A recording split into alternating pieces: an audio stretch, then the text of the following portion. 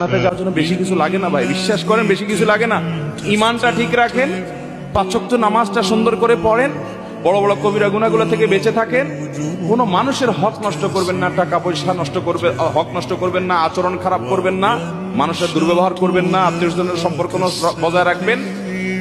বাস এই মোটা মোটা কাজগুলো করেন, জান্নাতে যেতে পারবেন। আর আমল সুবহানাল্লাহ, আলহামদুলিল্লাহ, জিকির, তাসবিহ, তেলাওয়াত, কোরআন খতম, মাহফিল শোনা, ওয়াজ করা, ওয়াজ শোনা, দান দক্ষিণা করা, তাহাজ্জুদ পড়া, নফল আমল, দোয়া, জিকির করতে করতে পাহাড় নিয়ে যাবেন।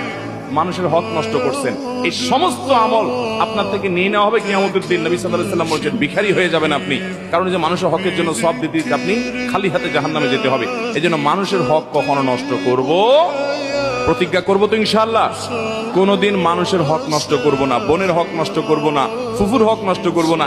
আপনার বাপ চাচারা আপনার ফুফুর হক দেয় নাই, এরকম অনেকে আছেন না? নেই, ওই সম্পদ বংশ পরম্পরায় আপনার ভাগে আসছে, কিন্তু আপনি জানেন আপনার ফুফুর হক দেয় নাই। আপনার দাদার সম্পদে আপনার ফুফুর হক ছিল কি ছিল না? আপনার দাদির জমি জমা থাকলে সেখানে আপনার ফুফুদের ভাগ ছিল কি ছিল না?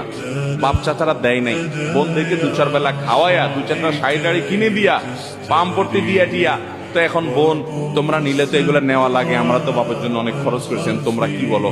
তো বেচারীরা শর্মে পড়ে বলে, না থাক ভাই, আরে কিছু লাগবে না, থাক, আমাদের কোনো দাবি না, আর কিছু নচাই। আছে না নাই? এই বাটপারি করে কুকুরদের হক, বোনদের হক মারবো না, কর্মচারীর হক মারবো না, কোনো মানুষের হক মারবো না। প্রতিজ্ঞা করবো তো ইনশাআল্লাহ। আল্লাহ আমাদের সবাইকে খাঁটি মুসলমান হয়ে দুনিয়া থেকে যাওয়ার তৌফিক দান করুন।